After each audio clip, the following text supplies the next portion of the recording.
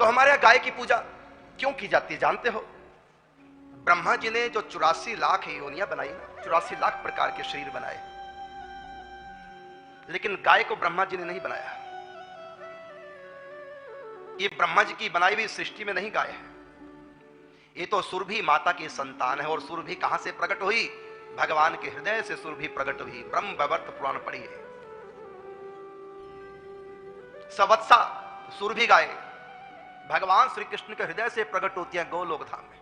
सर्वप्रथम गोपी ग्वाल बाल बाद में प्रकट हुए, सबसे पहले सुरभि गाय को भगवान ने अपने हृदय से प्रकट किया और दिव्य लोक, उसका नाम रखा गोलोक, गाय का लोक।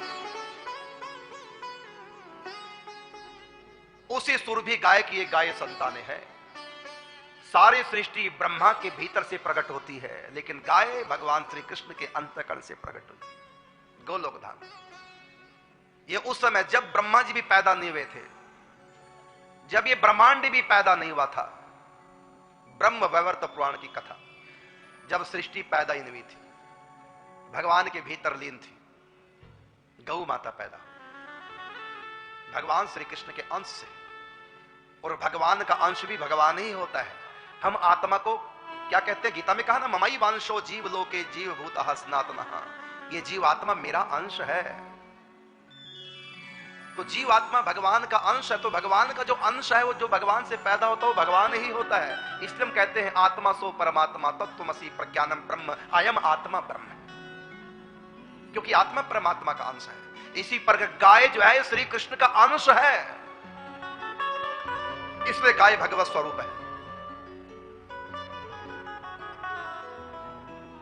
देवताओं की दो प्रकार से उपासना की जाती है। एक यज्ञ के माध्यम से देवताओं के मंत्रों की से आहुति दी जाती है। देवताओं के निमित्त जिस जिस देव के निमित्त उनके मंत्रों की आहुति दी जाती है, तो वो आहुति रूपांतरित होकर के देवताओं के भोग या सोम रस के रूप में उनको प्राप्त हो जाती है। तो देवताओं को यदि आप तृप्त करना चाहो तो यज्ञ के द्वारा, हवन यज्ञ के द्वारा देवताओं की तृप्ति होती है, देवताओं की सेवा पूजा होती है। और दूसरा देवताओं की सेवा का तृप्त करने का माध्यम है गाय माता। गाय माता को खिला दो, जिस भी देवता का नाम लेके खिलाएंगे उसी देवता के पास वो संतुष्टि पहुंच जाएगी। घास खाकर के जो संतुष्ट, जिस तृप्ति का अनुभव गाय माता ने किया, वो संतुष्टि, वो तृप्ति उसी देवता के पास पहुंच जाएगी जिस देवता के नाम से गाय को खिलाया गया है।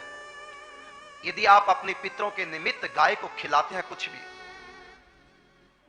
तो गाय जो तृप्त होती है खाद्य सामग्री से, सेवा से आपकी, वो तृप्ति आपके पितरों के पास भी पहुंच जाती है। इसी प्रकार यदि आप भगवान को भी प्रसन्न करना चाहो तो गाय को प्रसन्न करो सेवा के द्वारा।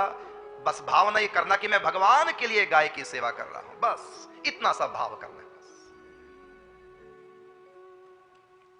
तो गाय माता के भीतर समस्त देवताओं सहित भगवान श्री हरि निवास करते हैं, इसलिए गौ माता की सेवा सबको करनी चाहिए।